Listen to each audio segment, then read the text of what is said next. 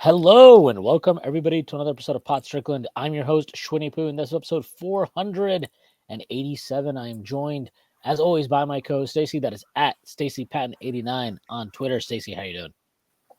Doing pretty good. How about you? Can't complain. Cannot complain. Enjoying the week off from the Knicks, as it were. They have not played since Sunday, and they will not play until Saturday at 6 p.m.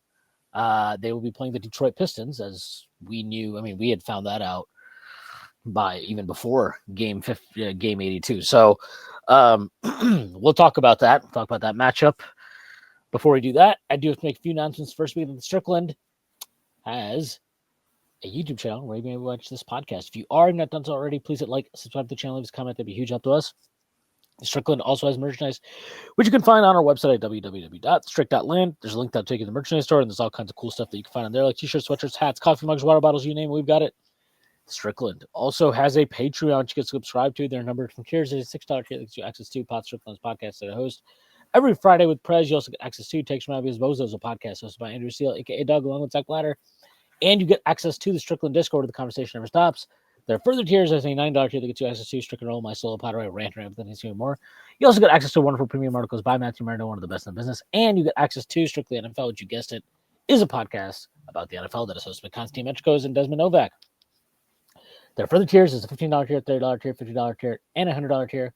Those come with a variety of additional benefits, like listening on our pod recordings, merchandise discounts, and even potentially co-hosting a podcast alongside yours truly one day, whether you choose to subscribe or not. It's going to be possible without you. And none of this would be possible without nobody else. We don't have a sponsor right now. So they'll have to do the Bet Online sponsorship. Good shit. All right. Let's move on. So the Knicks play the Pistons in the 3 versus 6 seed matchup in the Eastern Conference playoffs, obviously. Various sites have the Knicks as every betting service has the Knicks as a very strong favorite. I've seen anywhere from minus 420 to minus 465. So they're considered universally a very strong favorite. Outside of the betting landscape, though, it doesn't feel like the Knicks are trusted so much. At least, look, people have to put their money where their mouth is, maybe at some point. But in the Twitterverse, in the podcastosphere, in general fan discourse, I would say, it seems like the Knicks are seen as potentially ripe for the taking, for an upset, ripe for an upset.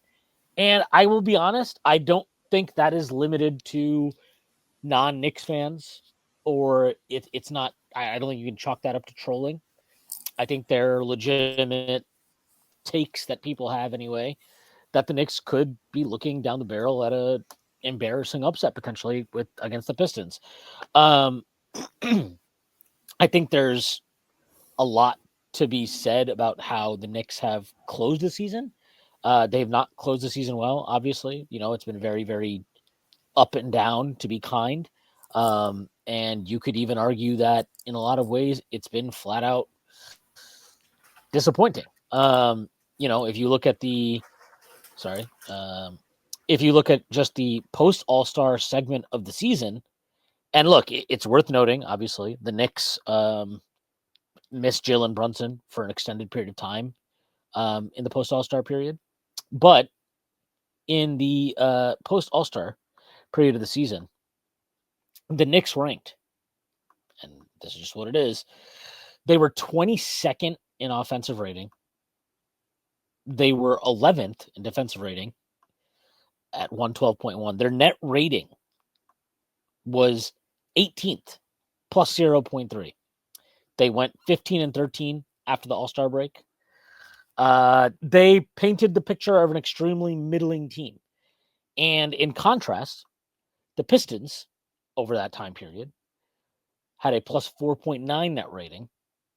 They were top 10 in offensive rating at 117.4. And they were actually marginally worse than the Knicks in defensive rating. They were 15th 112.6. The Knicks are 11th at 112.1. Again, look, this doesn't tell you everything. And it's like, just to kind of give people a little bit more context. These are the top 10 teams by net rating after the All-Star break. Okay. Oklahoma City, Boston, Golden State, the Clippers, Minnesota, Cleveland Cavaliers, Indiana Pacers, Houston Rockets, and then Pistons at 9, Bulls at 10, Milwaukee at 11, Miami at 12, Orlando at 13, Portland at 14, Lakers, interestingly enough, at 15, Hawks at 16, Grizzlies at 17, and then the Knicks at 18. I just wanted to provide that context. So I think there's two things going on. The Knicks are not coming in hot. They're actually, they've not performed that well. Again, they've been basically a middling 500 team since All-Star break. The Pistons have much stronger metrics in that post-All-Star period. Worth mentioning, though, that despite those positive metrics, they only went 15 and 12 in that time period. So what I'm wondering, and looking through their schedule, which I will do now, I would guess that maybe the Pistons' point differential in certain games is doing them a lot of favors, and maybe juicing their metrics to a level that isn't actually indicative of their game-to-game performance. So in this post-All-Star period that we had, here are some of the monster wins, or the more monstrous wins, that the Pistons had. They beat the Spurs by 15. They beat the Celtics by 20. They beat the Nets by 21. They beat the Jazz by 28. They beat the Wizards by 20. They beat the Pelicans by 46. They beat the Spurs again by 26. They beat the Cavs by 11. Good win. And I will also point these out. Here are some of the losses they had. At home to the Kings. At home to the Bucks. Lost by 19 on the road to Minnesota. They lost to the Mavericks on the road. They lost to the Wizards at home. They lost to the Nuggets, good team, obviously, at home. But I wanted to bring this up because I think that their metrics look better than maybe they really are because of some lopsided wins. And I think as well as they have played, and their fan base should be happy about this season regardless of how it ends in this first round. There are some really bad losses mixed in with this nice stretch they've had. And I suspect that is why the books have it as favored to New York as they do. And then the last thing I think, I'll just mention this because I think it's worth saying. I understand that, like, the last couple of years, what we've gotten used to with this Knicks team is they played hard consistently, over the full 82. They really gutted it out. Like, I'm not saying that facetiously, I guess, even though I was using my facetious voice. But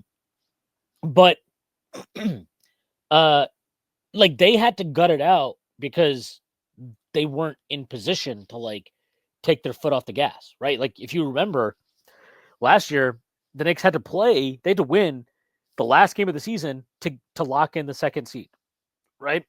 They had to play, I think, basically, we didn't lock in the 5 seed, if I remember correctly, in 2022-23 until there were about 4 games left. And during that post-All-Star period, they were still, like, you're still jockeying a bit for position. And the Knicks they had an outside chance that year to catch Cleveland for the 4 seed. So they were playing pretty hard throughout the course of the season. This Knicks team, and it's fair to say players should be self-motivated and it's not an excuse and, whatever.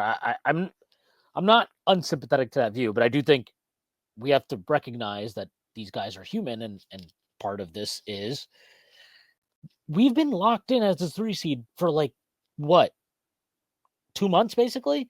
It's been locked in there, and I'm not sure that. I mean, I think they're cognizant of that, and I think the way that the Knicks managed a lot of things right towards the back end of the season speak to an organization that is maybe like, okay, look, we can't really improve our seeding here, and it's very, very, very unlikely we're going to hurt our seeding here. So you're not.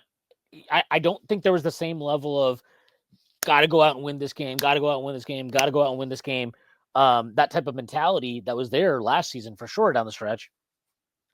And I think that it would not surprise me if you see a much more focused version of this team in the playoffs than what we saw for really what I would say is the better part of 2.5, 3 months.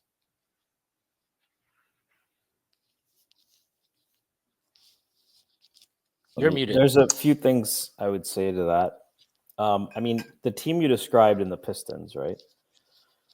Gives you hell every night, tough defense, very heliocentric, or one main guy. Plays a lot of close games. Have you watched a team like that in the last couple of years closely? Yes, I have. That's been the Knicks. What feels a little disingenuous about this whole thing is that's been the Knicks every year. Even last year, right? They had the injuries. Last year with OG here, for that time, they were considered a contender. But have they been picked to win a first-round playoff series since Thibs got here? They were favored. Maybe the Hawks. What? They were favored last year. Yeah, they were favored. By Vegas, but a lot of the commentary was, oh, Philly's got Embiid. They got the best player in the series. They have the best 2 players in the series. Yeah. It always seems like that is counted against the Knicks, that they're a try-hard team. And now we're facing a team. I just get so many vibes of that 2021 season where the Knicks, played really hard. Randall had a career season.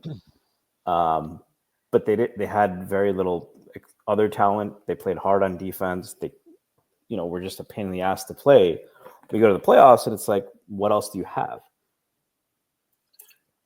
And maybe we were favored over Atlanta, but I get a lot of vibes of that from this series. I think Cade is a very good player. I think he's a better player than Julius Randle was even at that time. And even Cade, I think, will continue to get better. But this is his first playoff series, and he is facing a veteran team. And you're talking about the last couple of months. We've seen lots of teams get hot over that time period. Sometimes it's like the Celtics making a run to the Eastern Conference Finals, and sometimes it's a young team finding its stride when other teams are shifting a bit. I think that with the Knicks, you can't chalk it all up. There are some actual flaws. But yeah, we know that there are guys that are going to turn it up and turn it down a little bit. And we've also seen those guys been able to turn it up when it matters. So from a matchup and talent standpoint, I really struggle to see that the Pistons causing too many problems. The Knicks have had issues with Cade, but they have 2 really good wing defenders to throw at them. I mean, I think it's fair to say that Knicks, if Mitchell Robinson can play 25 minutes, which is a big if, have the six of the 7 best players in the series. I completely reject the idea that Cade is better than Brunson, unless you're caveating it with Brunson may not be healthy, which fine. But at full strength, I don't think it's particularly close right now. And I understand Cade's had a good year. I think there's a better conversation about who's the second best player in the series between Cade and Cat. The Pistons don't really have a good answer for Cat. They don't have a good answer for Brunson and pick and roll. And sometimes those don't show up on a regular season game. That, the issues that the Knicks had with getting open shots and the Hawks hiding Trae Young didn't show up in the regular season that year. They won the season series. And Randall dominated those games. Yeah. So, and Cade's dominated the Knicks, but the Knicks have plenty of answers there. I don't know what the Pistons, besides Jalen Duren maybe turning into Bam for a series. Stewart is a very good defender too, but we've seen Brunson do it to much better teams and much better players. We've seen Cat make a Western Conference Finals last year. We've seen OG show up in the playoffs in a big way, and he's been playing really well. So it comes down to, are the Knicks going to be put in a position to maximize those things, which is a fair question given what we've seen for a lot of this season. Yeah, I think there's a lot of worry. I think a lot of the worry about the team, at least from fans, from us as Knicks fans, having been acutely following the team this year, right? Knowing everything that goes on, all of the small fine details. Sorry. I think one of the main concerns is Thibs going to be quicker on the trigger with making decisions in game? The Knicks starting lineup has not been good since the All-Star break. They haven't played as many minutes, obviously, because they've had injuries. But I think they're minus 9.6 or something since the All-Star break, the starting lineup. That's a big concern, obviously, given the way Thibs has tended to kind of manage his lineups, generally speaking, as a coach. And his rotations, rather, I should say, not his lineups. That being said, I just feel like you're probably going to get a better... I'd be very surprised if you're not getting a better effort out of Josh Hart, for example. I think you'll have a lot more committed defensive effort across the board in a lot of ways. Now, to the point you're making, right, in terms of, look, I think the Knicks can execute drop fairly effectively. Whether that's smart to do with Karl-Anthony Towns or not, I'm just saying I trust them to actually execute the scheme well. But if we're getting into a world, right, where Thibs wants to mix in different coverages now because it's the playoffs and Cade's fried us in drop, then we don't know how the Knicks will execute those different coverages, right? How are they going to, what is their strategy for when, Ace Zulo of Knicks Film School, he's kind of tweeted about this a few times, but it's if the Knicks, when they bring Brunson in the action, how are the Knicks going to defend that? How are they defending the primary action? And then are they, which they have not been this season, are they going to be locked up, tied on a string on the back end rotations, right? That's been a major, major problem for them all season. And those are questions we don't have answers to. And quite frankly, when we have seen them try to execute this stuff in season, it's been sloppy. So it's fair to be concerned about that. I think it's more than fair to be concerned about that. Where I'm partly also curious is, I think most of us think that if you take Cat, play him next to Mitchell Robinson, and let's say the rest of the lineup is Brunson, OG, Mikal Bridges, I think most of us would suspect that lineup is pretty good. I also suspect that if you put Deuce in for Mikal Bridges or Deuce in for OG, those lineups would be very good. Now, if he does play double big, which is a possibility, I mean, first of all, we don't know that for sure, but I think it seems logical that those lineups would be good. Now, where I get concerned is he has an obsession with Josh Hart. And it's if he plays double big, does that mean that Josh Hart's not going to be on the floor? Because if Josh Hart's on the floor in those lineups, then you're kind of spiting yourself, right? You're cutting off your nose to spite your face. Because you get the benefit of an added rim protection, actual good rim protection with Mitchell Robinson on the floor. You're stronger on the glass, right, with Mitch and Karl-Anthony Towns. But then you're not adequately spacing around them. You're not maximizing the possible space you can put in that situation. And that's where my concern has been, mostly because he's had this blinder for Josh Hart all season. And, I don't know what there is necessarily to say about that. He either will or will not be as devoted to Josh Hart as he's been this season. But until he proves that, I think it's fair to be skeptical of it.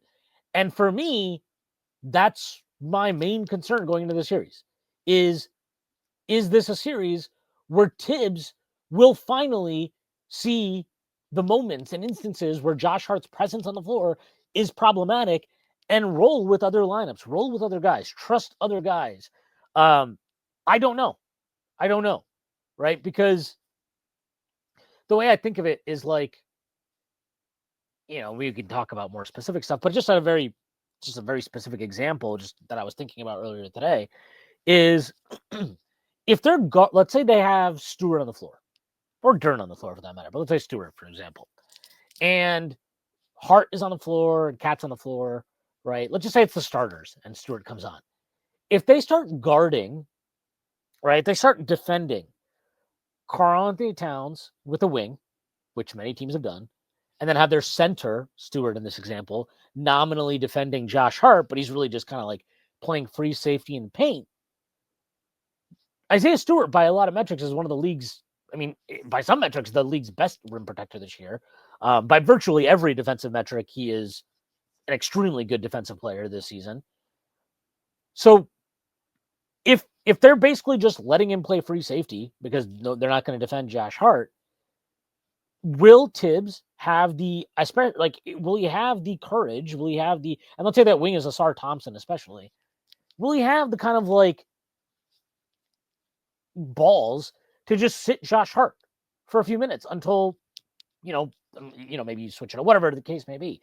I don't have the answers for that. I don't know the answers for that.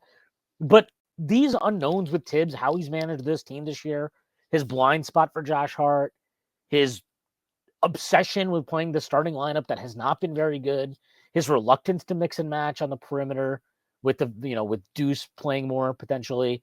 And then the fact that, and this is actually not his fault at all, but just the fact that we have barely any sample size, we've not really seen much of anything in terms of how does Thibs manage this team when everybody is healthy in the rotation, which is going to be the case, right?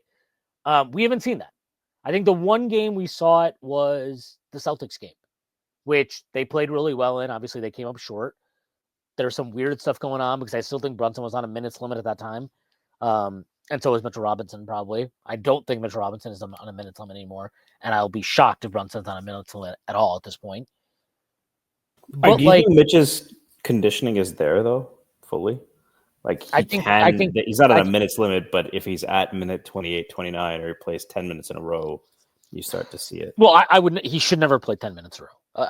I think even when he's fully, good to go, whenever that is, if that ever happens. So you get what I'm saying, right? Towards a long stint. I think in the playoffs, because you're not going to play consecutive nights. And he wasn't even playing consecutive nights anyway. But the fact that he played the last game he played of the season, he played 33 minutes against the Cavs and played long stretches, that would indicate to me that whether he should or shouldn't, he is cleared to play whatever the fuck. Playoffs are also slower, and these are two pretty slow-paced teams, right? So, and these games matter more, so you're going to push guys a little bit more. But yeah, I just think most of the Knicks fans' trepidation, I think, about this series boils down to we are so locked in on this team, so we know what they've sucked at defensively this year. We know what buttons Tom Thibodeau hasn't pressed. We know what buttons he has pressed consistently and haven't worked. We know all of these things, and I think the Tom Thibodeau factor, and very specifically, the whole thing with the starting lineup and Josh Hart, especially the fact that Josh Hart's been pretty bad after the All-Star break. These are the main reasons we're concerned. But, to your point, the Knicks are a more talented team. They are a more talented roster. They have, even if you want to say, let's just give them, okay, yeah, Cade's better than Brunson. Fine. Let's roll with that. Even if that was the case, you still should then have the next 5 best players in a series. 6 maybe, whatever. The point being, you're still Is that Deuce versus Beasley the question there then? I don't know. No, 6 would be Mitch. 7 would be Deuce versus, which I think Beasley is a better player, but that's well, I don't think Beasley's their second best player. But so Stewart, who is their second best player? Stewart's definitely better than Beasley. Stewart's definitely more important to them than Beasley. I think Beasley's. He reminds me a lot of. He's like Reggie Bullock with a much quicker trigger to me. That's what he. Wow, you're gonna make some Pistons fans mad with that one. I mean, Reggie Bullock was good for us in the regular season. Nobody could deny that, but I don't think he had much game inside the arc, and I don't think Malik Beasley has much game inside the arc. So I don't know. I don't think it's like I'm not insulting him. It's like what I think of his game. He's not an inside the arc guy. His entire game is about getting 3-point volume up and hitting at a high clip. Maybe he can sustain that in the playoffs, which would make him much better than Reggie Bullock, who fucking sucked in the playoffs. He does seem to be a bit of a Nick killer too, right? Just because of he's had that. But yeah, like I understand why there's trepidation because I can sit here and tell you like, yeah, we're a more talented team, but this team has not shown that for a while. They have not played well for a while. And to the point you brought up, Brunson is what I think he's played 5 games since he got back. 4 games, right? He didn't even play the season finale. He's had moments where he looks like Jalen Brunson. Then he's had moments where he looks like he's working himself back. And again, like the Knicks starting lineup, forget just the post us, like they have not flowed and looked cohesive, especially defensively all fucking season. All fucking season we've been talking about it. So yeah, I think it's fair to be concerned about that and maybe but not even overcorrecting, but like maybe even emphasizing it a little bit too much. But I think that emphasis is not insane because we've seen Thibs just be weird with playing that starting 5 way too many minutes and closing with Josh Hart when Josh Hart doesn't have anything and is not getting defended on the floor. This has been a season-long thing going on, and we haven't really seen anything changed from it. So, I understand why people are a little bit more concerned. I understand why non-Knicks fans look at this team right now and they're like, I don't like how they're trending. Detroit feels better and more connected going in. But I agree with you. There is some Atlanta Hawks, Knicks 2021 first round series vibes to this. Especially the fact I think we lost or we won that season series against them that year 3-1, maybe 3-0. I don't remember. And then this year, obviously, we've lost the season series to the Pistons 1-3. I think that last game, I still don't really understand why people were like losing their fucking minds over it. But that last game was kind of funny to me in the sense of like, you could tell the Pistons played that like it was like their fucking Super Bowl. And the Knicks, like, look, if you want to say that it's an indictment on them that they didn't match the physicality, they haven't matched the intensity at various points this season against various opponents. So it's a fair criticism to have. But like, again, I just think it's hard for a team in that situation, not at full strength, right? I think Hart, OG, and Mitchell Robinson sat that game. Just saying dial it up. And then you also, like, there was weird shit going on, right? Brunson played like 29 minutes, right? There was a lot of weird stuff in that game. So I don't know what to make of that, but to your point, like, yeah, I think there's some definite Hawks-Knicks potential there. Yeah, it hasn't looked like the finished product all season. So on paper, you look at this team and you like, wow, they got Karl-Anthony Towns, Jalen Brunson, OG's been playing really well. Mikal Bridges is your 4th option. For all the trepidation, that's a pretty good team if he's your 4th option. He's been the 3rd option on a team that wins the finals. I mean, how much of the starting lineup struggles are Josh Hart, in your opinion? I think it's overblown, but I think it's worth having that conversation. I would say a significant amount. Like, I think. So why does the starting lineup suck? I just mentioned a bunch of really good players who don't have any real. What are you maximizing? You're not maximizing your defense. You're not maximizing your offense. That's the problem right there in a nutshell. In theory, you're maximizing your offense because you have How? 2 elite offensive players. One is at the 5. So you Josh don't have, Hart gets defended by centers who don't actually defend him. You're not so, maximizing your offense. well, that would answer my question with Josh Hart. Right? And I mean, and to be clear, so defensively, in what way is it overblown to blame it on Josh Hart? That's what I'm saying. I don't think it's. I think it's overblown to blame it on Josh Hart because Josh Hart's the one. He's not the one starting himself. He's not the one. Okay, but I'm playing saying himself. that the lack of cohesion among that starting lineup, how much of it is because Josh Hart plays with those guys who he's not a bad player. We think he's a very good player. But for that lineup, I don't think the lack of I mean, if you want to say the lack of offensive cohesion, at least minimum, because the defensive cohesion I think that's not just on Josh Hart. There's a lot of stuff going on there. They've not been connected. I think they have a lack of communication. I don't think Karl-Anthony Towns communicates well enough as a defensive backstop, which is a pretty key skill for a guy who's going to anchor your defense, especially in drop coverage. I think defensively there's a lot going on there. I would never blame that entirely on Josh Hart. And even offensively, I don't quite entirely blame it on Josh Hart because I think there are ways to still there's ways to utilize his non-spacing to leverage other players that isn't just like, well, we're going to have Josh Hart set the on-ball screens now because that way they'll have to defend him. Like, I think that's a nice wrinkle to have. I think it's one that now cat's out of the bag and teams have seen it. They know what pun intended. Yes. Cat's out of the bag. Yeah. Because they have their center's named Cat. Correct. Good job. But like teams know this now and they're prepared for that. So either way, defensively, I think again, a lot going on. You've obviously got it made. Cat's not a great defender, which is being kind. Brunson is somebody that you don't want to have switch constantly, and he's a player that teams bring into the action, and the Knicks have not done a good job of like avoiding that, finding ways to pre-switch, whatever. That's not on the players to me. That's on. Although when he gets left on players, I think he's actually been really good.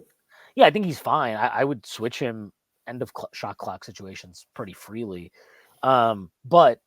Either way, a lot of that defensive stuff to me just falls on Thibs and schematic issues as well as reluctance to mix and match personnel more. Offensively, I think the issues with the starting lineup, I mean, I think a lot of that is just Josh Hart. And that's not, I don't think that's being harsh. Like, if you're the guy that teams are like, we can defend this perimeter player with the center, and that's that, like, you're kind of a problem. And, it is what it is. I don't know that Thibs is going to adjust. I don't know if Thibs is going to have a quicker hook with Josh Hart because he really has never had a quick hook with Josh Hart. We know he really, really likes him. We know he liked him before he even came to New York. He's a guy that he had shouted out and called, maybe the best rebounding guard or wing or whatever the hell he called him in the league. So, I think there are people that would blame Josh Hart and understand why. And look, he needs to be better himself too. Like, he needs to shoot the ball when he's open. He needs to have confidence in it. And he just needs to lock in. Like, he's not played sharp for a while. And are Tom Thibodeau and Josh Hart, Tony and Christopher? Maybe. It's not actually. Is there going to be a moment at some point? Hopefully not that dark. But like, he's got to be better too, for sure. But sometimes you got to save a guy from himself. And that's where Thibs has been lacking for most of the season. So again, I think all of the concerns that people have about this series and especially Knicks fans has to do with Tom Thibodeau and how he's going to coach the series. Because if he coaches the series like he's coached this year in terms of personnel usage, schematic adjustments, all those type of things, then I think this series is going to end up being a lot more competitive than it should be. And I think that you put yourself in limbo and in a situation where you give Detroit an opportunity to steal the thing. Yeah. I think there's one thing I wanted to highlight because I'm curious how much you think we're going to see this. So Thibodeau today was asked about Precious Achua. He said that they're going to need Precious, you're going to rely on him. I don't remember the exact quote. It was not ruling out Precious minutes, which I think a lot of people might assume that would happen. Mitchell Robinson and Karl Anthony Towns, if you had to guess how many minutes they've played together, what would you say? I think they've probably played like 20 minutes together or something. They've played 47 minutes, small sample. As you can imagine, it's been good. 11.31 net rating. The defense is actually worse than with either of them on there by themselves. With Mitch, such a small sample, it's just tough. So with Mitch on and Cat off, it's 243 minutes, which is a significant sample. And as you might expect, the defense is much better there. It's 108. With Cat on and Mitch off, it's 115. With both on, it's 123. It's worth noting teams have shot 40% from three with those two on. That probably, you would expect that to regress to the mean on a longer sample. But the offensive rating is 135, which actually makes a lot of sense to me because you have suddenly two elite offensive rebounders. You should still have pretty good spacing because you have, even for a four, Cat is an elite shooter. I mean, I think if there's anything that changes what you might think about this team, we've seen them for 82 games. We've seen a lot. We haven't seen things change. We haven't seen them beat one of the top three teams. We've seen them struggle against teams like Detroit. If there was something that said there's a wild card or an X factor, something that might say, look, if we get Boston in the second round, crazy things can happen. Because I think everyone says, well, you can't play Mitch against Boston either. Mitch hasn't looked that bad against Boston. Not this year. He's got OG and Mikal there. They can switch a little bit more. And the thing is, people are like, well, he can't guard in the perimeter. So I agree with that. When he's guarding Porzingis and pick and pop, that becomes tough, which, by the way, is still light years better than what Cat does with Porzingis. I don't know what Cat does. I don't think Cat knows what he's doing. So he watches Porzingis. It's that, what are you going to do, stab me meme? That is how he defends Porzingis. He just watches him like, you're not going to shoot. And then he shoots. Mitch doesn't do that, but it's still a lot to ask, a big to scramble back. But like Mitch in drop, now you're talking about several extra inches of length and wingspan.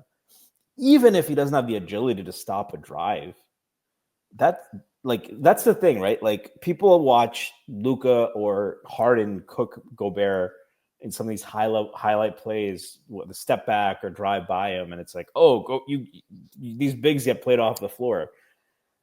There's like a few players that can do that, a handful. Boston has maybe one that you really hate that matchup with. I mean, like, Derek White's a great player. Jaylen Brown's a great player. I'm not shaking in my boots if Mitch gets switched onto them, especially late in the shot clock.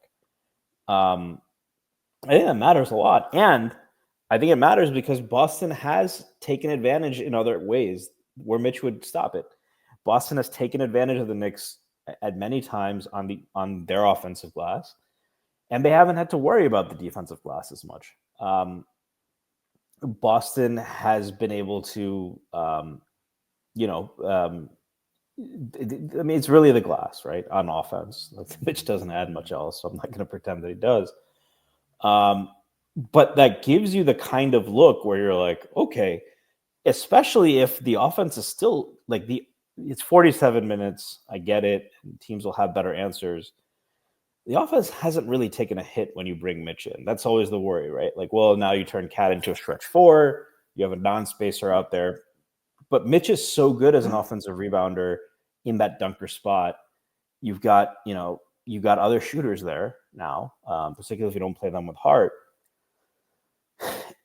Does that feel like an X factor that could raise this team's ceiling beyond what we've seen? And I mean, do you think it's even realistic to consider that for this year?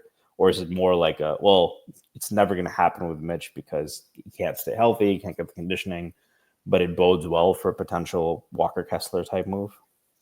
I think it should be an option for them. Like, I think it's not even an option. First of all, I would start that lineup. I would start it. Are you breaking the cohesion, maybe hurting Hart's confidence at that point, that kind of thing? I don't give a fuck. Like, what has been giving, like, what more could Thibs do to give him confidence this season? And what has that gotten the Knicks? Like, he is fallen apart down the stretch of the season. He's shooting whatever the fuck he's shooting after the All-Star break from three. I mean, he broke half the Clyde time he's not even Frazier's taking threes. triple-double record. Awesome. He literally had a possession against Cleveland where he was wide open in the corner, got the pass, and then traveled because he didn't want to shoot the ball. So he started driving to the hoop so that he could toss it back to Brunson. Like, I don't particularly give a fuck if it's going to hurt his confidence because, again, I don't know what more Thibs could have done to imbue him with confidence, given the fact that he's never pulled him from a game. He closes with him every time. Can I interject with one thing? Sure. So I'm going to tell you, Josh, you're benching this player. I agree with you, by the way, but I do think it's worth calling this out because this is a fascinating, like the Josh Hart conversation. If it wasn't so charged and shitty on Twitter, it would be actually a fascinating conversation. So the player we're talking about averaged 13.6 points a game, 9.6 rebounds, 5.9 assists against just 2.1 turnovers. Those are point guard numbers. Despite all of the struggles, and you're right to bring them up, still finished 33% from three, which is a number RJ Barrett would take, 62% on twos, which came out to a true shooting percentage of 61, which I would imagine is the best for a non-cat player on the team, or Mitch, but of the rotation regulars. And that came out to 2.8 BPM, which is, Brunson in his heyday has been around 4. So like he had an all-star level season. I'm not saying you're wrong. I am saying like it's an interesting it's interesting that he's become such a polarizing player in many ways because he really had a great season in its entirety. I'm not benching him. Like, benching him means I'm not playing him. I don't get how it's some fucking huge deal if I'm like, hey, Thibs, because that's a very meaningful. I don't give a fuck. This is not about that's Thibs' problem. You're not. If you want me to just tell me what look, if your question is what is Thibs going to do, Thibs is not. He's going to start the same fucking lineup. Yeah, but moving someone to the bench with Thibs means going from 35 minutes to 18, right? So maybe, I don't know. Josh Hart started the playoffs in 2023 off the bench, and he was still closing games. He still played 30 plus minutes. Like he was a 30 plus. He was a 30-minute a night guy, wherever the hell he was, to close that season, coming off the bench exclusively. Like, he's going to find a way to play Josh Hart more minutes than he would almost any other reserve, and whatever. Like, that's Thibs' problem. Okay, if we can't have a conversation about what would work, what shouldn't work, what would be a good idea, without inserting like, well, Thibs, like, fuck Thibs. Okay, like, I don't give a shit what Thibs' logic is going to be, because if we're only going to discuss what should the Knicks do from the viewpoint of Tom Thibodeau, then we already know what the fuck he's going to do. In all likelihood, to start the series, you're probably going to get the same fucking things we've seen this year, right? You're probably going to get your starting lineup, get your first subs, 3-4 minutes left in the first period. Probably not going to get too much Cat and Mitch. Maybe you'll get some start of the second quarter. Like, we know all of the general tendencies of what Thibs does and what he's likely to do start this series. Do I think that is the best way to approach the series? I can't tell you for sure. I'm skeptical. Like, I don't think that he's deployed our personnel in the most optimal 48-minute a night way available to him. I'll give him some grace because he hasn't had, obviously, the full rotation available to him very often. But now that he does, I mean, we know his history with the full rotation. His history with the full rotation isn't always like, yep, this guy nails all the decisions. Oftentimes, as we've talked about, he coaches better with lesser options available to him. And, that's because he has less ability to kind of make incorrect evals. Let's just leave it at that. So, I think they should start big. I think that would be the smartest thing for them to do. And then mix and match and stagger, and you'll still have one big lineups, right? You're still going to get Cat at the 5. You'd still get Mitch at the 5. You'd still get all those things. But it's up to Thibs to utilize what he has the best. And look, if he doesn't want to start Mitchell Robinson, I don't think that's insane. But you have to be quicker with your substitutions. You need to be more varied. And that's something that he hasn't done. So, like, this is the reason why people are like, there is some school of thought of, hey, like, maybe the Pistons can make the series. Maybe they can sneak the series away from the Knicks. And I don't think it's that insane. Like, I think the Knicks should win this series. And I think any world where they don't win this series is almost certainly going to involve Tom Thibodeau deploying suboptimal lineups. Well, it's probably also Jalen better ones. Not being 100%, right? I mean, Jalen has bailed Thibs' ass out against better teams. Jalen was with the worst teams. Jalen's been 100% for a lot of this season, and at no point during this season were we ever like, "Yep, the lineups are great. There's nothing else." Yeah, but I'm saying a version of Jalen Brunson that's 100%. We've seen him beat better teams. We've seen him beat better teams without a player like Karl-Anthony Towns, let alone OG Mikal. I mean, Mikal Bridges would even if Brunson is not 100%, the Knicks should win the fucking series with what they have available to them. Yeah, what I'm saying is if they don't win if they don't, it's on Thibodeau is my point. I think it would be partly because Brunson is not 100.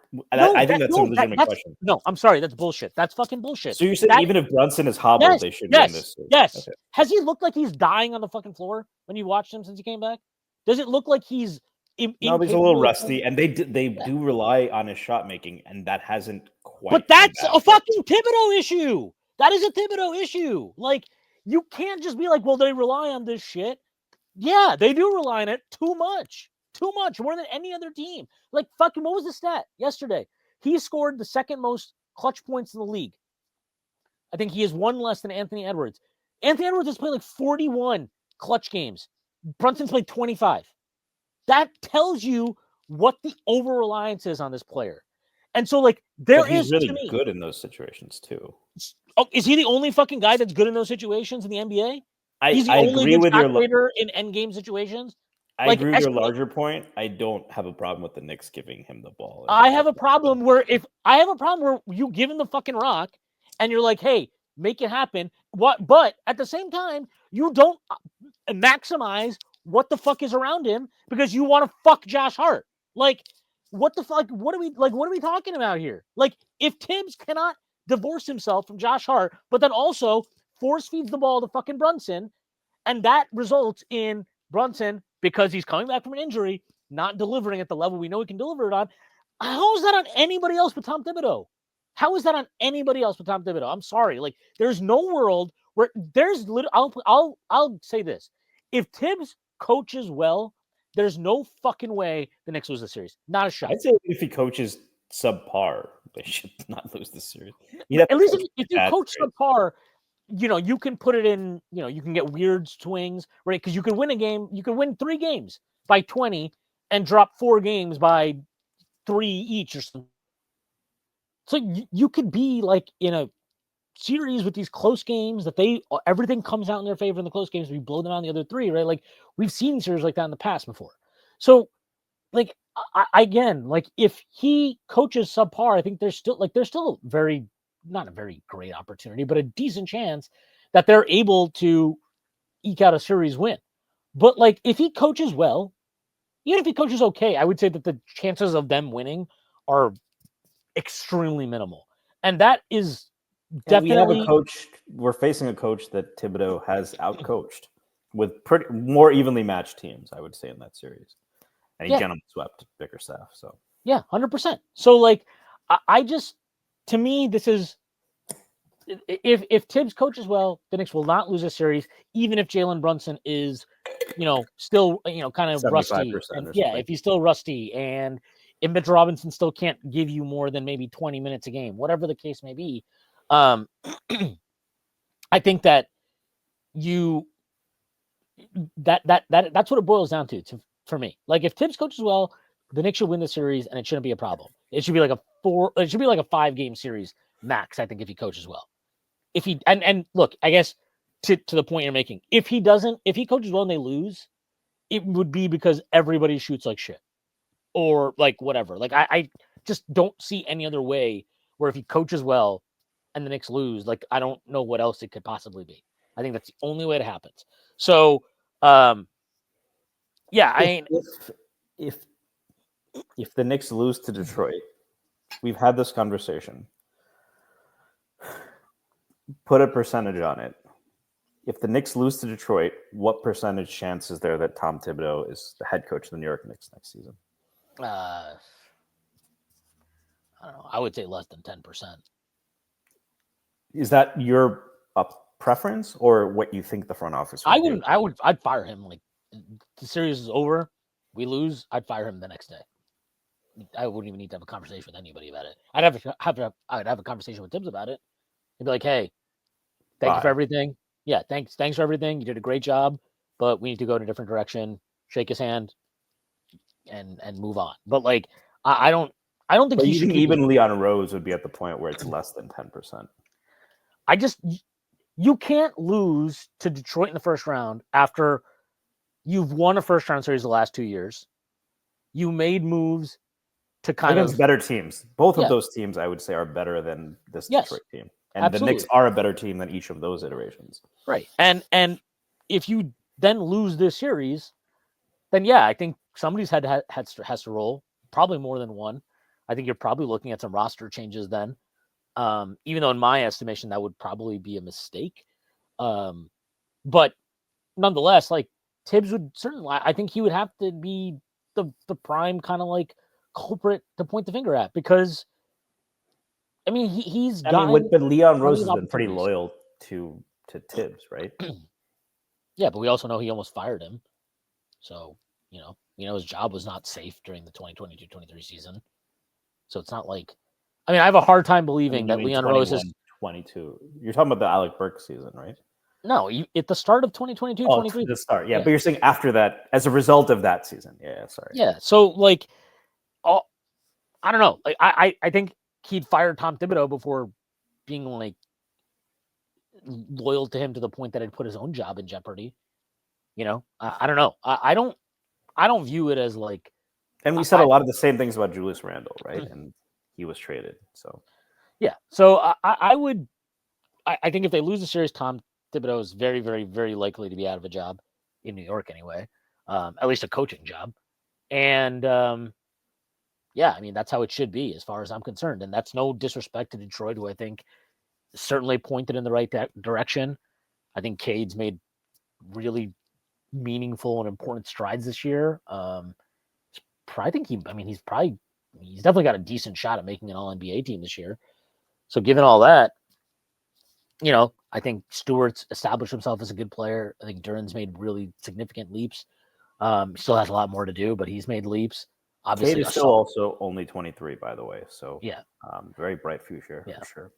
Asar's, he's still like a ball of clay, but even just what he is now is already pretty meaningfully good. And they have like interesting guys, right? Like you have Ron Holland, and we'll see if they bring back Malik Beasley or whatever. But like they have pieces here. So no disrespect to them, but this is a team. The Knicks should be like, if the Cavs were playing this team, right? You would say the Cavs should run away with the series. If the Celtics were playing this team, you said the Celtics should run away with the series. If the Pacers were playing this team, I think the Pacers should run away with that series. So the Knicks should run away with that series. Like, forget, even if you want to say Boston and Cleveland, they're a different level. Okay, fine. They're a different level. I think the Pacers are 100%. We should at least believe that we're on the same level as them. And I think if the Pacers were playing the Pistons, I don't even know if there'd be a conversation about like, or the Bucks, right? Yeah. Is this dangerous for the Pacers? I think it'd be like, yeah, maybe the Pistons could have put up a decent fight. But do you think there is kind of a national media bias against the Knicks? We know that they don't take Brunson still probably as seriously as he should be. I understand it this year. That's kind of how I'd put it. I think that this team has been very weird in a lot of ways that are, I don't even know how to like properly phrase it, but ways we've talked about all season. And then quite honestly, like, to be fair to, like, I don't expect national media people to be, running through the on-off stuff like we do and crunching like, but I mean, it seems like Shaq and Charles every year. I'll get them. Forget them. They're not real analysts. They're fucking idiots. They're just there to like have fun and shoot the shit with each other and talk about how back in their day the big man posted up and that's all that matters is dominating the paint. What but happened like to Gary Cooper? yeah, but like I think there are national media members and analysts that are not down on the Knicks because they're just like, oh, it'd be funny to like shit on the Knicks. I think they're down on the Knicks because if we're going to be real, national media people, they're going to over-index on national TV games, primetime marquee matchups, and we have to be honest. The Knicks have been atrocious in those matchups this year, right? They played, they got destroyed by Cleveland on national TV. They got destroyed by Boston multiple times on national TV. Every time, basically on national TV. They played one they got close destroyed. Game against OKC. Yeah, Then they got also destroyed. Yeah, they got destroyed on national TV by OKC. They got beaten by the Lakers twice on national TV. They got beaten by the Warriors twice on national TV. Like, these are your... Even Christmas Day, San Antonio is not a great team. It was a great game. It was a dogfight. But it was a fun game, and Christmas is weird, and I don't think either of us is suggesting that, like... But they didn't perform like a contender. And I don't even think that game is what people are necessarily...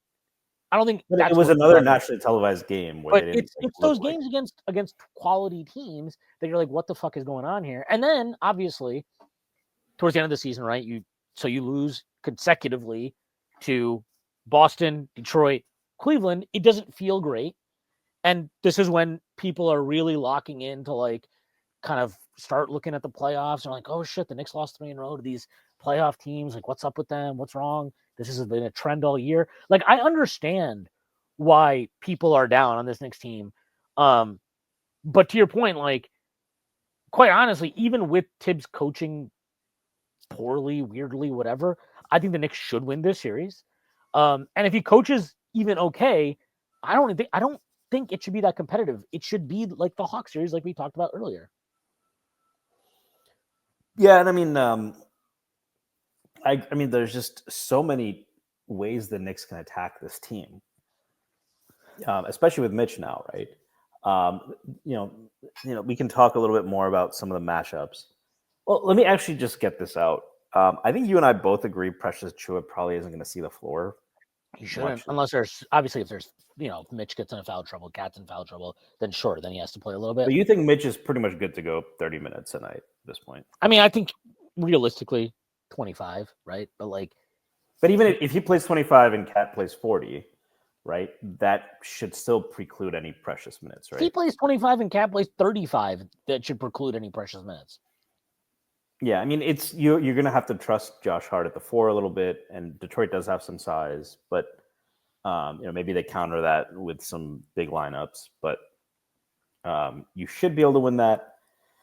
But if you look at the matchups, right, they're starting Jalen Duren. He has improved a lot. I'm known on the strict court as a bit of a Jalen Duren hater. I'll admit part of that is a legacy effect of people whining about not drafting him when the Knicks traded out of that draft. I think it'd be much more sensible to whine about Jalen Williams or even Tari. But Jalen Duren has become a good player. I don't trust him to be... I've seen Mitchell Robinson dominate Jared Allen, who is objectively a better player than him, who is literally an all-star center. I've seen Mitchell Robinson dominate him in a playoff series. I think a lot of the stuff about Mitch doesn't look the same is overblown. I think his offensive rebounding rate is even better. And has there been a player you've seen who's there is one player I can think of in a playoff series who kept Mitchell Robinson off the glass. And it was the last guy I thought it would happen, but it actually makes perfect sense. Do you know who I'm talking about? Was it Bam or Kevin Love or something? Kevin Love is who I was thinking of. Yeah. Because those minutes were like, when Kevin Love is playing the 5, that series, I was like, we should eat. He just destroyed Jared Allen and Evan Mobley. Kevin Love is washed. But Kevin Love is one of the most intuitive defensive rebounders ever. And 2, you could see it all series. He focused on boxing Mitch out. He focused on getting position. But that's really, besides that, like, Jared Allen is every bit the same size and probably a little bit longer than Mitch. But Mitch still dominated him because he has the instincts. Like, you have to beat him cerebrally, and I don't think Duran's there yet. He's only 21, and I think you should be very happy about his long-term prospect. But I don't see him neutralizing him on the glass. I don't see him stopping Brunson and drop. I don't see him being able to guard Karl-Anthony Towns. Bring in Stewart, there's a size disadvantage there, right? Maybe Stewart frustrates Towns with the physical play, and Towns lets him get in his head. But I've seen Brunson cook Miles Turner. I've seen Brunson cook maybe a hobble Joel Embiid, but I've seen him cook him. I've seen him cook Jared Allen. I've seen him cook Bam, right? He was dropping 40 on the Heat. They have maybe the most switchable center in the NBA. One of the best 2 or 3 defensive centers in the NBA, certainly at that time. I don't think, if they put Osar on, and where they're hiding Beasley, right? You should be able to attack that. If they put a center on Hart, you screen with Hart. There's just too many options this Knicks team has. And on defense, you can load up on Cade. There's literally only one guy you have Tim Hardaway Jr., I guess. So 2 guys, Hardaway Jr. and Beasley, you're worried about shooting threes. To your point, again, hide Brunson on one of them, or don't. Or you have so many options here. You have 2 wings to throw at Cade. If you're worried about Bridges and screen, put OG on him. And let Brunson they really only have one reliable creator. It would be, I think, disastrous. Are there any matchups that really worry you in this series? Like in terms of the Knicks on offense or the Pistons on offense? Yeah, I'm leaving it pretty open-ended. So, I am a little worried about Cat against Isaiah Stewart. I think in the last game they played, he went 2 of 7 against him. He had 3 turnovers. I also think he sees Stewart. He is bigger than Stewart, and I think he immediately thinks it's time for him to go to work in the post. And in my opinion, if they're going to defend Cat with Stewart, I'm going to need Cat to hang out on the perimeter and let other guys Steve go. Novak. Yeah. But no, realistic, he needs to be disciplined about his spacing. This is again, it's something that's plagued him throughout his career. That for as great a shooter as he is, and he's self-proclaimed, right, best big man shooter ever, he is not great about staying out on the perimeter and staying spaced. And he likes to kind of shooting. Yeah, he likes to duck into the paint and pump fake and drive, and the pump fake and drive, whatever. That's a good thing for him to have in his. But he never passes out of it, right? So it's a very rare, very very rare. I think he is also very much a line drive to his right driver. It's not if he drives to his left, he always ends up having to put up some like weird kind of off balance, awkward floating shot with his right off his wrong foot. So to me, that matchup is concerning, not because it's some horrible matchup for us, but more because how I think Towns reacts to that, and quite frankly, how he's been allowed to react to it. Because let's say that Stewart comes in 6 minutes in, and next 2 possessions down, Towns is just standing in the post asking for the ball. That should be an automatic timeout and be like, no, we're not doing this. Get your run pick and pops. If they're going to switch it, then you have a mismatch to go down to the post, or Brunson can cook Stewart, whatever you want to do there. And if they're not going to switch it, right, if they're going to hard hedge Brunson or play drop or whatever, you need to stay back. You need to stay behind the 3-point line and make yourself an option for a 3-point shot. That to me is the single biggest thing. What? It's unethical. Real hoops is played inside the paint. Is that a thing somebody said? You're a 7-footer. You're a 6'10" guy. You should be banging in the. I think. Do you think that's part of his mentality? Because it is baffling. He is that. He's not wrong to say he's the greatest big man shooter, or he should be in that conversation. I would personally take Dirk Nowitzki and maybe even right now Porzingis. But do you think that's the decision-making process in his head, that I need to prove my toughness or something, or do you think it's something else? Or I don't know if it's about proving his toughness, but I do think I remember there was a whole thing about John Calipari wouldn't let him shoot threes in college. because he was like, it's important for you to like dominate in the paint. And you got to remember that's like a pretty formative time of his career. I just wonder if that's something that's like stuck with him. And Thibs is always going to let a guy like, and Cat is a really good post scorer. So I understand why Thibs is probably like cool with him cooking the post. My point is that matchup worries me, not because I think Karl-Anthony Towns is going to get dominated by Stewart. I just think he will attack in suboptimal ways. And then, there's also the whole like, if Stewart's on the floor while Josh Hart's on the floor, that's a separate conversation. I'm just talking about straight up.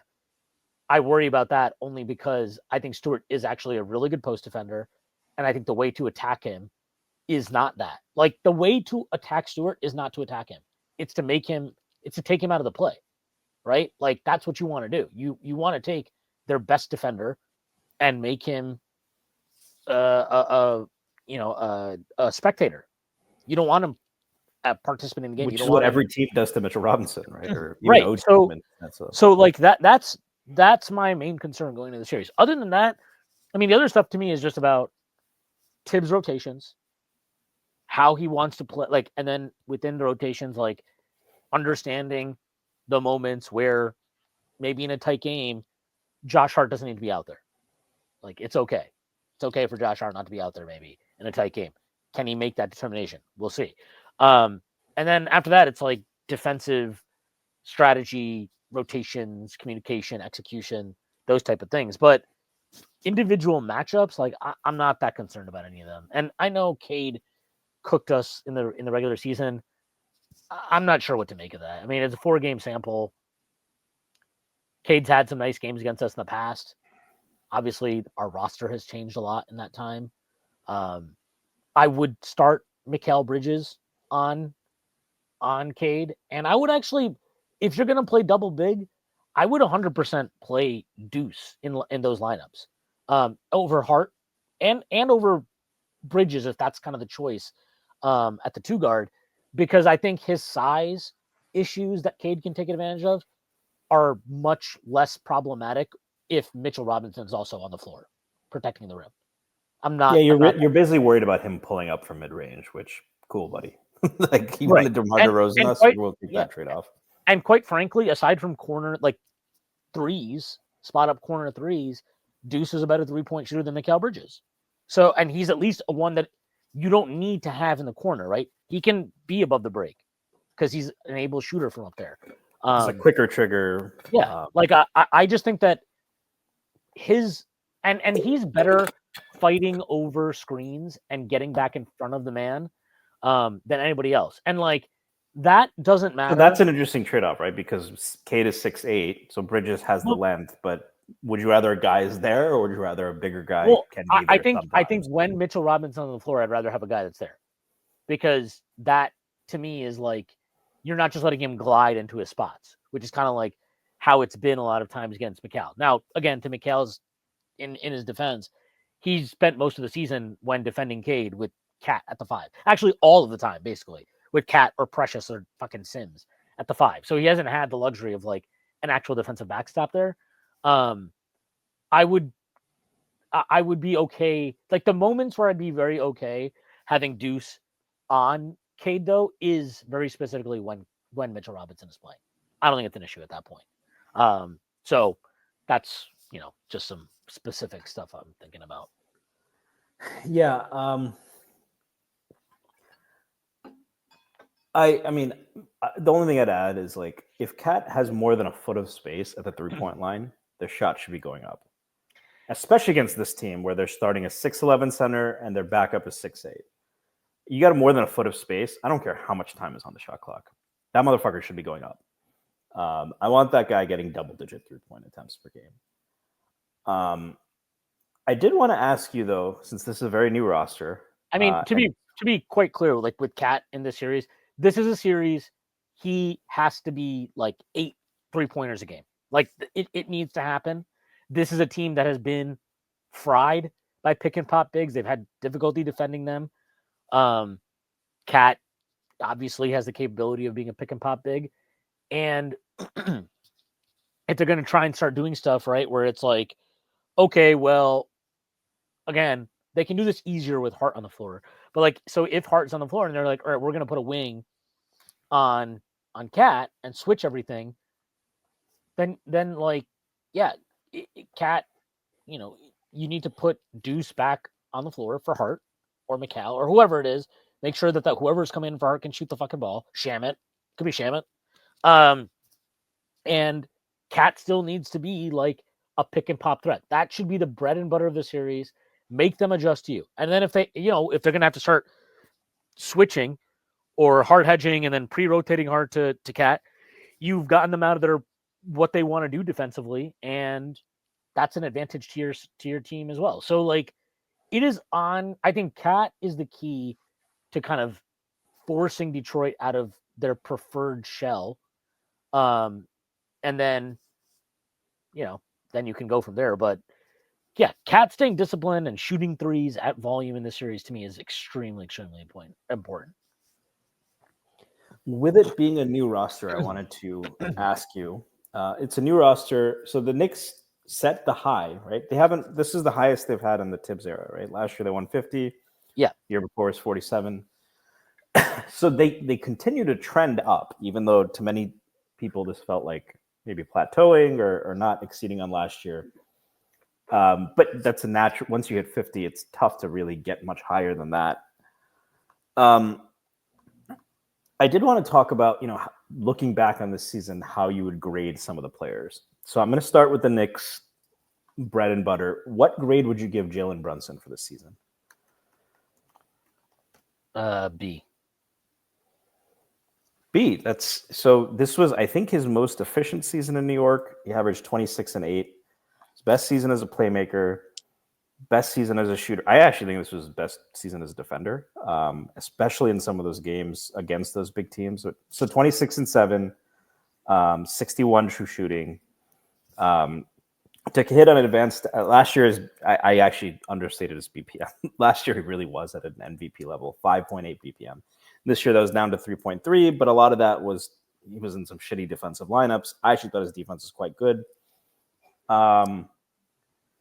It sounds like you don't think this was his best season as a Knick, but statistically it has a strong case. Yeah, I mean, he was better last year. And maybe the situation helped him, right? Because they had to run everything through him for such an extended stretch. But like, just as an example, last year his offensive EPM plus 6.1. This year his offensive EPM plus 4.4. So 99th percentile to 98th percentile, but you're talking about a plus, a 1.7 point difference. Defensive EPM, I don't care about it. I think it's bullshit. I think it overstates his responsibility for our issues defensively. His overall EPM was plus 3.1 last year. That's 95th percentile. That was this year. Last year was plus 5.5, 99th percentile. He was a top 10 EPM guy last year. He hasn't hit those heights this year.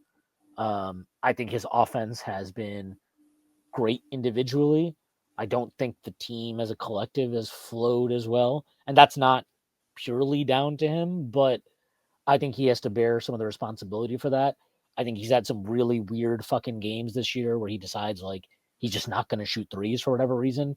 We've talked about that a bunch. Like he's had these strange stretch of games where he's like taking 2 threes.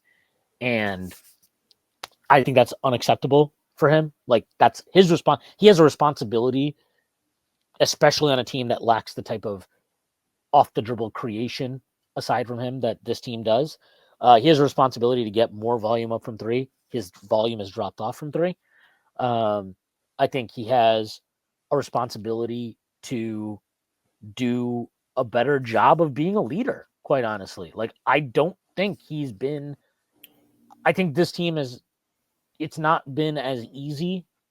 I don't know what is happening there internally, but it doesn't feel like everybody is as hunky every night. Yeah, it's not as hunky dory as it's been the last couple of years. And yeah, I mean, maybe I'm being too harsh, but like, they made a big fucking song and dance about it in the offseason about he's the captain and that whole fucking ceremony. Like, so I'm holding him to that standard. I don't think this was like, he's going to probably be a second or third team All NBA guy this year. He probably would have. I mean, he had a really good shot at being first team if he'd stayed healthy. But even if he had made first team, I don't think I would have. I wouldn't have felt that this season was as good as his season last year. And again, maybe I'm holding him to like too high of a standard, but I I can't say that I think this is his best season in New York. I fundamentally do not believe that. Now, we'll see what happens in the playoffs, right? Because it's fair to say you're grading him at a bit of a curve too, though, right? So maybe, but I think that his offensive impact hasn't been as pronounced this year. Again, that's not team 5-man lineups and whatever, like team dynamics can play a part of that. But again, you're supposed to be the captain. We've had more internal weirdness going on this year than we have in past seasons. That's not to say, this team is like a complete shit show and the locker room is a disaster or whatever, but you have to bear some responsibility as the leader. So I'm going to put that on his plate more so than anybody. I think that's fair. I think we probably I gave him a B. It's not like I'm calling him fucking dog shit, right? Yeah. I think compared to most other seasons, when you look at the Knicks' best player, this is every season from Jalen Brunson has been an A. You're pretty hard on Melo. So I think Jalen Brunson has kind of exceeded those heights even this year. But I do think, what he did last year with the entire team falling apart injuries wise, to get them the second seed, give them a really fighting chance against Indiana until he broke his hand. We haven't seen quite that level. He hasn't had to do it. I think they have more talent, but I think that's fair. I want to ask this kind of on that note. We can move on quickly, but calling Jalen Brunson quote unquote the quarterback of this team. Do you have more faith in Jalen Brunson as your quarterback or the other quarterback you root for, Josh Allen? Josh Allen. Yeah, that's fair. You're talking about Brunson is a top 10 player. Allen is probably top 2 or 3, right? So, but specifically, you just think Allen's more versatile or more of a prototype, or yeah, he's literally what you dream up in a lab for a quarterback. Not Mahomes. I think if you're literally talking about like lab type shit, like no, Josh Allen is pretty much what anybody would like cook up on their Madden profile or something. Yeah, that's fair. Moving on, the Knicks' big acquisition, Cat. Do you give him an A? He's hit every statistical threshold there, 24 and 12. He can get like a B+. I think he gets too much shit. I think he's gotten too much shit, especially in the back half of the season. He hasn't been done any favors by Tom Thibodeau with how he's been deployed consistently throughout the year defensively. All that being said, I think even if you deploy him in the way that he maybe needs to be deployed, he's still a guy that you have to cover for, which is not ideal as a center. And that's ultimately on him, right? And, of course, the front office has to own that too. They traded for the guy, but it's on him, and that's on him. Offensively, I'm sorry, I can't give a guy an A who's the greatest shooting big of all time, apparently, and had a lower volume 3-point shooting year than he did last season. I think it's unacceptable. And I don't buy that the reason he can't get off threes is always just about Josh had an unblockable shot. Yeah, it looks like, Josh Hart's on the floor and they're defending him with wings, so teams switch all the time and stuff. And I'm like, that's fine. I understand that plays a part in it. I also see at least 6 or 7 times a game where he has an opportunity to shoot a 3 and he pump fakes and puts the ball on the deck. That's on him. So, the rebounding, I think he deserves a lot more credit than he gets for that. I think he has the second most box out in the league, second most box outs in the league, actually, this season. I think he's shown a tenacity on the glass that I definitely did not anticipate. And he's had to do it at times in lineups that are smaller, right? Where he's not surrounded by other big guys who can keep bodies off the glass. So I think he's done a really good job in that area. And then obviously offensively, forgetting the aspect of 3-point shooting, it's hard to deny what he gives you on that end of the floor. I think a lot of the success a night on 63 TS. And I think a lot of the success that the bench groups have had without Brunson on the floor has to do with the fact that having Cat at the 5 just makes your life so easy.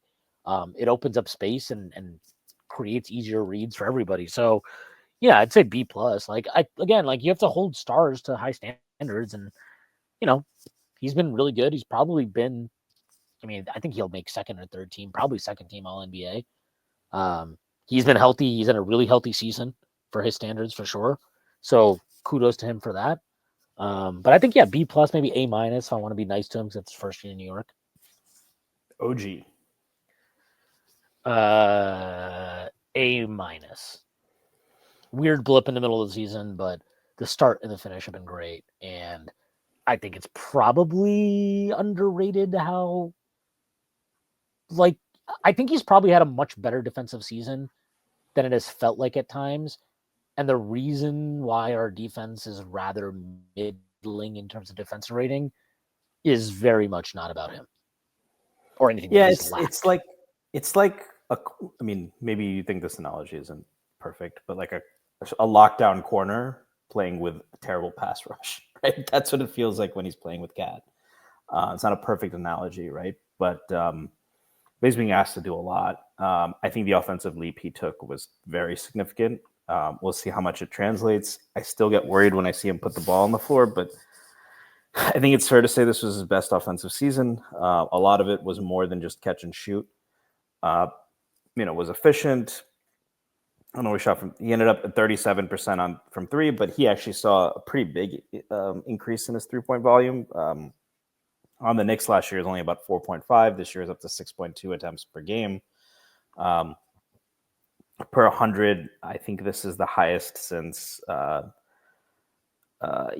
couple of years ago in Toronto. So he's getting the 3-point shots up. I think his diversity as a 3-point shooter expanded as well.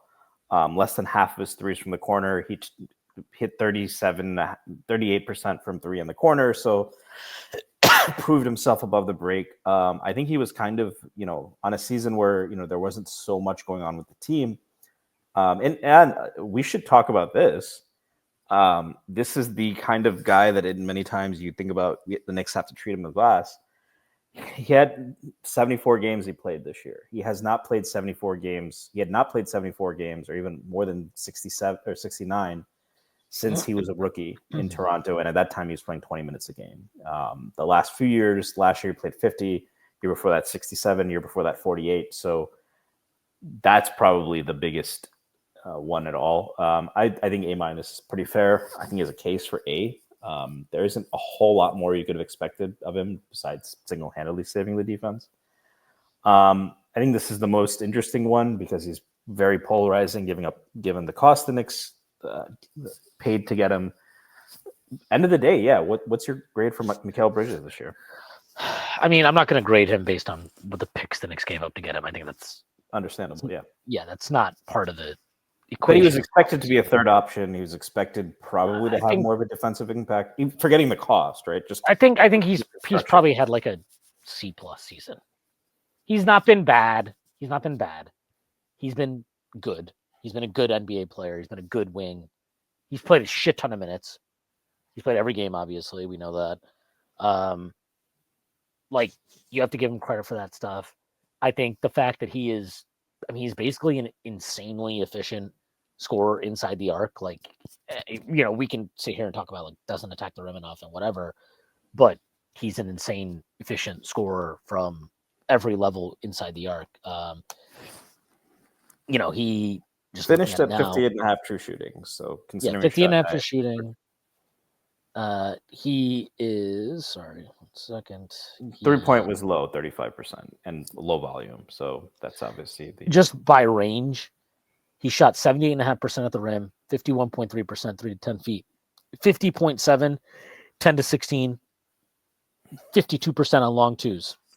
So basically, he's fucking efficient at over 1 point, at over a point per possession in any spot inside the arc, which is insane. The 3-point shooting is not where you want it to be. He finished at 35.4 for the year. That's his worst since his rookie season. He shot 42.3% from the corners, which is actually the third best mark of his career. But he was brutal above the break. I think he was basically like 30%, 30.5% or something above the break. So that needs to be better. The defense has been nowhere near what people expected. Again, I think he gets criticized at times for being put in a shitty situation. But even adjusting for the fact that, like, yeah, I think it would benefit him for Deuce to play more and him to play with Deuce so that he can kind of roam and not have to run through 700,000 pick and rolls every game. You have to be better than he has been at times and like be more especially physical. when that's a big part of your value, right? You're not Yeah, a I mean, high level creator. You're not. there's too many times where like I can understand being overpowered. There have been too many times where it looks like he doesn't want to, like, he's not fighting. And I understand, like, I get that fatigue could be a factor for him in minutes and, whatever. But, look, let's just put the cards on the table here. Like, if you're overvaluing staying healthy because of your Iron Man streak over, like, putting your body on the line at times, that's a problem. And I don't know that's the case, right? Maybe he's just a worse defender now. It's as simple as that. Maybe that's all it is. But there's been a lack of fight and at times that I think is not just disconcerting, but fucking annoying as a fan. You're like, come on, like, let's get into the game here a little bit. And then you got to punish him for the fact that aside from one game against the Thunder, the one in Oklahoma City, he's not been good enough in these matchups against teams with top end wings and the best teams in the league, right? He wasn't good in either of the Lakers games, I don't think. He wasn't good in either of the. He was good actually in the second Golden State game, very specifically. He was actually very good in that game. But he's not been good in any of the Cavs games. He hasn't been good in any of the Celtics games. He's really struggled with Tatum. Yeah, Tatum has been and again, like, I don't know why he's ever the primary guy in Tatum. Like, I really don't get that one. With Cade, I actually have understood it, and I'm still willing to kind of like see how it looks. But the Tatum thing is just stupid. I don't understand why Thibs has put him in that situation. That being said, he has been in that situation. He hasn't delivered defensively and offensively. Those games haven't been good for him. And then, yeah, like, he's had the one good Oklahoma City game, but that was it. But then the game where they played at the Garden, he was awful in that game. I think he was like 0 for 8 from 3 or some bullshit like that. He was terrible in that game. So you have to punish him for that. So, like, I'm sure there are Knicks fans that would give him like a C- or D+ or something. I think that's harsh. But C+ to me, like, yeah, that's about right for a guy that I think has been good, but not nearly as good as he probably should be. And now, I think we don't have to do the bench. The last Miles and Miles of Hart. It's a tough one. This was a career year for Josh Hart. He's been, actually, no pun intended, the heart and soul of this team for the last few years. Obviously comes with some warts that affect the team. But, set the track record for triple doubles. There's 14, 9, close to 10 rebounds, 6 assists. Was over 60 true shooting. But, probably his worst year as a defender as a Knick.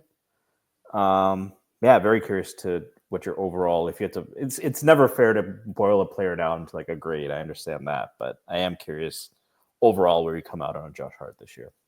I'd probably give him a C+ too. Really? Yeah. And this was a very productive year for him. That's great. Career year. Yeah. I mean, individual production, sure. But, like, I don't think his team impact has been anywhere near what it was I don't think he's led the same way that he's led in the past. Heart and soul of the team and all that. Like, heart and soul of the team looked like a fucking drunk in half these games against top opposition to start, especially. Like, you had some of these games against Boston where he comes out and you're like, are you okay? I mean, that game that they played at the Garden in primetime, I mean, that might have been one of the worst. That might have been the worst Josh Hart game I've ever watched in my life. I couldn't believe what he was doing in that game.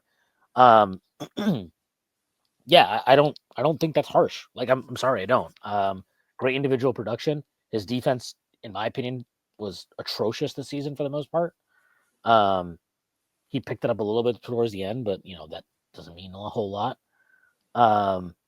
You got to give him credit because much like Mikal Bridges, he just plays a shit ton of minutes. He played 2,897 minutes this year.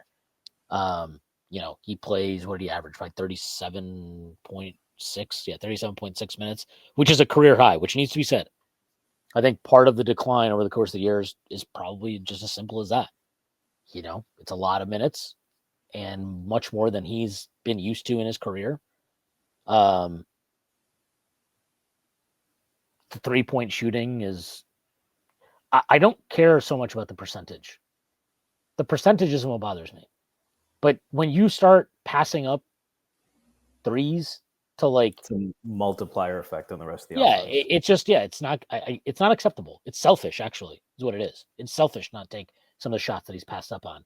And I think if you're going to give him, like a B or B plus or something like that, you're weighing the first 2.5, 3 months of the season a lot more than I am. I thought he's been pretty substandard since like the turn of the year.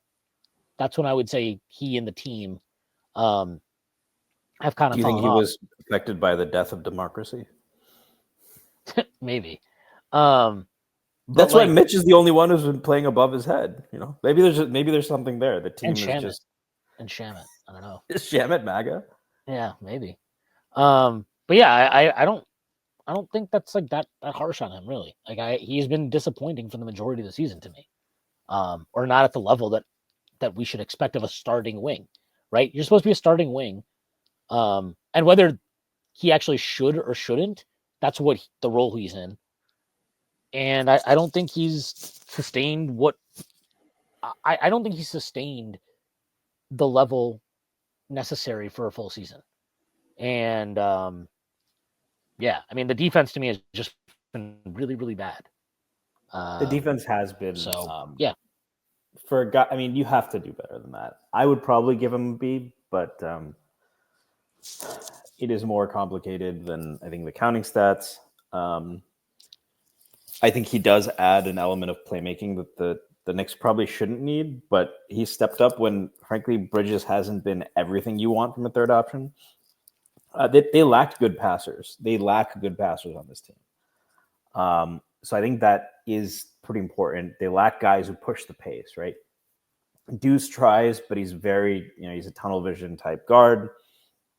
Brunson has so much attention, he doesn't get the opportunity to push the pace as much. So I do think that matters. I'd probably give him a little bit of a boost there. So I would probably go B for Josh Hart, but and if he was anything close to what he's been as a defender in the past, like the things he's done have been pretty incredible as a rebounder, like as I said, as a playmaker, giving them someone who can knife to the rim in a way that Bridges is a little rim averse. OG is a little more plotting. So is Cat. He gives you that. We've wanted a guy who can kind of take pressure off Brunson and attack the rim. He's given them a facsimile of that, and a very imperfect facsimile, but he's given them that. So I would probably, given what he's brought to the team on offense, I would probably be a little bit more generous than you. But I don't think you're overly harsh on his defense. And then I'll say this, right? The Knicks. Well, I would also, just in his favor, like, maybe I am being too harsh because, maybe I should give him a little more grace in the sense of like, I also think there's so much of the things that frustrate you with him and have slipped from him this year are being exacerbated with the Thibs of it all. So like, if he's used in a different way or plays less minutes or comes off the bench or whatever, like he might have had the same output overall, so whatever. And I feel totally different about his season, but I can only judge him kind of on the season that was had. So yeah. Yeah, and part of the minutes did contribute to the counting stats a little bit, as well as the ability to make plays, right? He's playing with, as much as the Knicks offense is not it was a top 5 offense. You have 2 all NBA players. You have shooters everywhere. So he got the benefit of that a little bit. And then, yeah, I mean, this was the most eventful Knicks offseason. A lot of roster changes, and you could even think of this offseason as kind of an extension. It's, since the OG trade, really the entire roster is turned over essentially, besides Brunson and Mitch for that matter. Hart. And they had to, and Hart, and they had to, Hartenstein was unplanned. I think they ideally would have brought him back. they had to pivot, make the Hartenstein trade. You make the big move for Bridges. As a team, what would you give this Knicks team? Is that? It sounds like from what you're saying, probably averages out to a C+. But they won the most games they have in the Rose era. They're the 3 seed. They're favored in the first round. C+ is fine. C+ is fine. They don't need more than that. They had pretty good health all year. They, I don't know what else to really say. Like, they had pretty good health all year. I don't really care that Cat was traded for, right at the outset of training camp. Like, I don't think that's a particularly meaningful excuse for some of the issues that have plagued them throughout the season. I think the coaching has been poor, flat out. Like, I think Thibs has coached a pretty poor season. Where does he rank in NBA coaches this year? I don't know. It's hard for me to imagine a lot of coaches would have stuck with some of the bad stuff that has not worked for as long as he has, which is basically the entire season in some cases. Would you say there are coaches who have been fired that have had better seasons than him? Who got fired again? Mike Malone and who? The Grizzlies guy. I don't know. I think I would say a lot of the coach. So Jenkins and Malone. I think a lot of the issues that got them fired. Yeah. Well, Bud, that's its own thing. I don't even know how to judge that. But like, I think Jenkins and Malone had a lot of.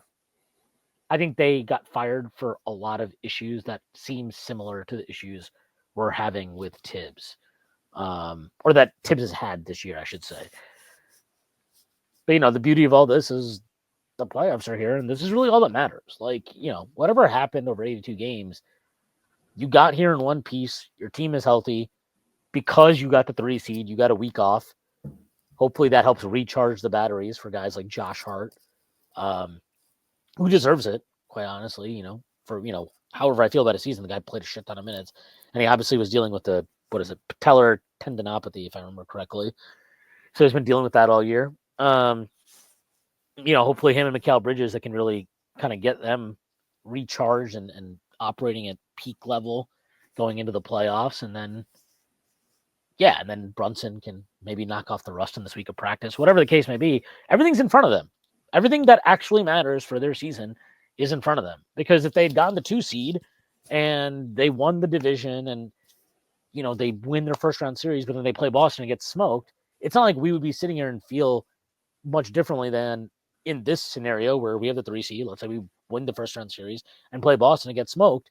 Like, we're going to feel the exact same way. So the stuff that actually matters is right now. It's right now. So Thibs could have coached, excuse me. Thibs could have coached what I think is a pretty poor season, but if come Saturday, he starts, all of a sudden we're getting more staggering, and Mitch and Cat are lineups that we're using, and he's not just rolling Hart out there for 40 minutes no matter what. Like, I think it will be an all is forgiven type of scenario, and maybe we can look back on it and feel like, okay, maybe he just did what he did because, the depth wasn't comfortable all year, right? We know Shamet missed a bunch of time with his dislocated shoulder, and it took him time to get ramped back up. Deuce was in and out all year. I think the lower body stuff with him has lingered. Campaign is campaign. Whatever. Cat. We can do the whole thing.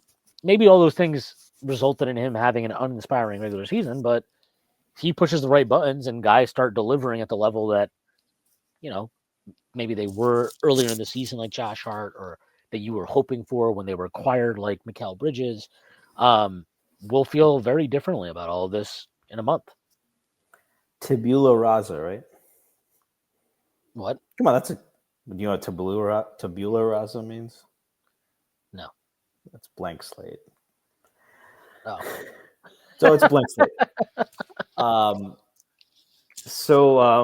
I do think, you've made this point a lot. Hart is like, the guy is a gamer, right? So on a season where, to your point, they've basically been locked into their seed for 2 months. it would not surprise me if Hart just fucking locks in for these playoffs and you see everything come together.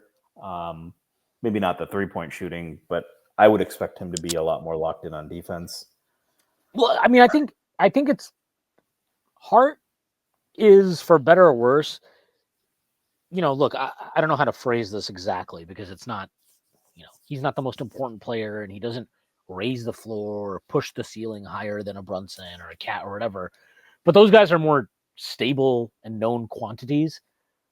The good version of Josh Hart, the good version of him, changes this team's entire feel and what they're capable of and what their ceiling is on both ends of the floor, especially offensively. Like when he's going good, what he gives you offensively, the juice he gives you takes your team to another level.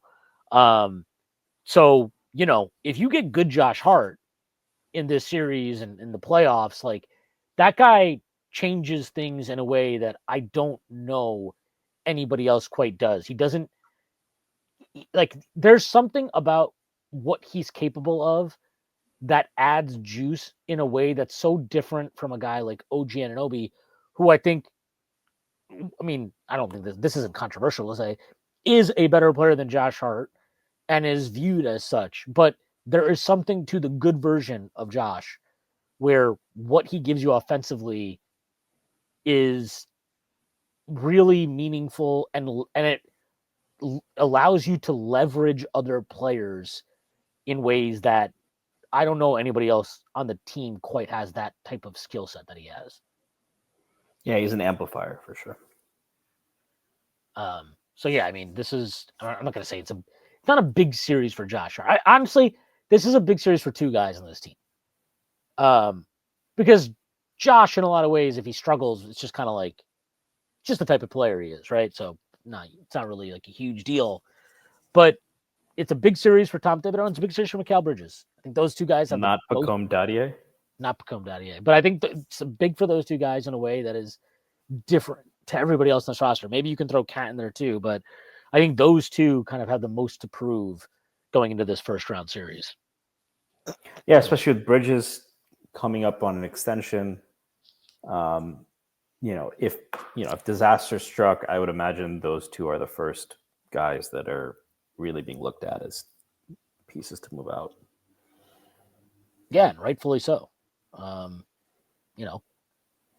Thibs has had this is his 5th year. He's had plenty of time, and they've certainly upgraded the talent on the roster. Like, I think it's fair to hold him to a higher standard than just 50-win season and win a first-round series, however you win a first-round series, and job done. Like, no, the standard is higher, and it should be higher for the team and obviously for the guy coaching them. Yeah, I mean, they have to look. It cannot be a repeat of the games we had against Cleveland and Boston. You got to put up a fight, right? So yeah, 100%. I don't know what I mean, we don't need to go in depth since we're kind of running here, but what would your grades have been for all those guys?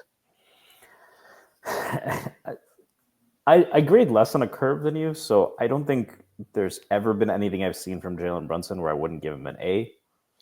I think that is one of the 10 best players in the NBA. I think he played like it for most of the season. You can convince me of A- if there wasn't enough wow factor there. I think the injury came at an inopportune time because he was really hitting. We've talked about this a lot, right? First half of the season, he always takes some time. Like, you can hit tough shots, but when it becomes automatic, usually when the year turns, and it was happening, and then he got hurt. So I'd probably be higher on Brunson. I think Cat B+ is fair. Comes with his warts. They did pretty much everything you could with him.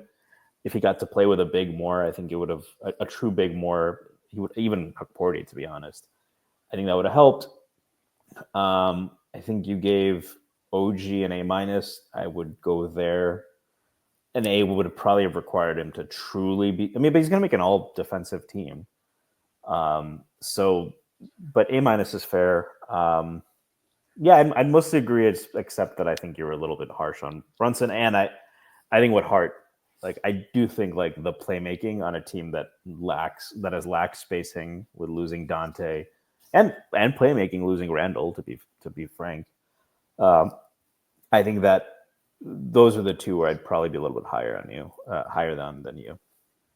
What grade would you give Thibs so far? Again, I think it can change totally for him. C minus.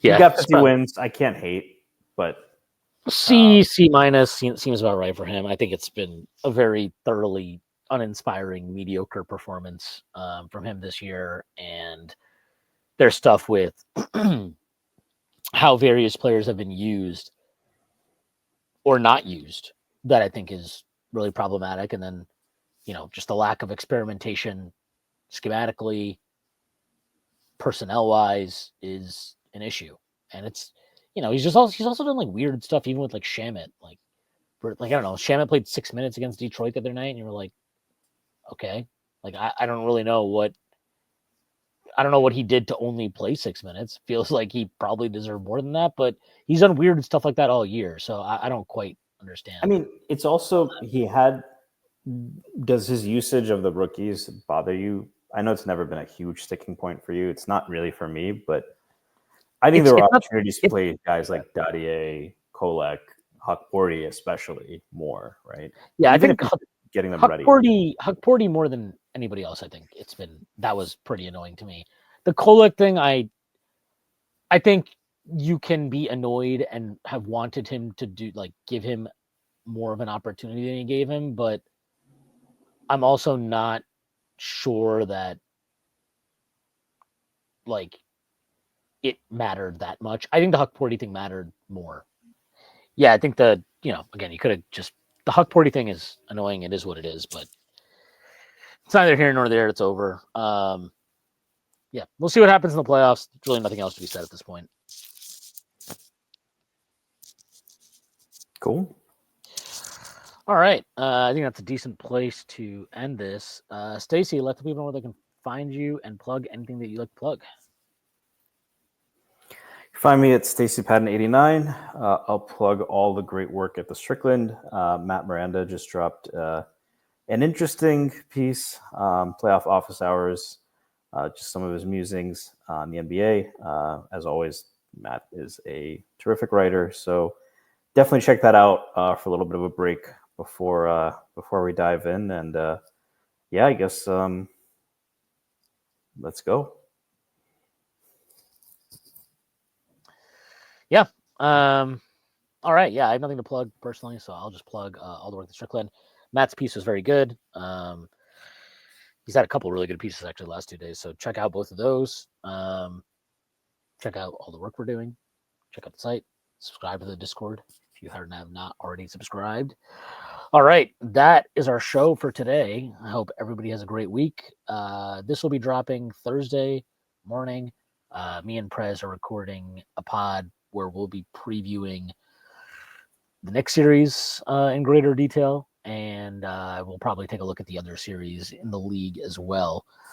All right, again, that is our show for today. Thanks to everybody for listening, and peace.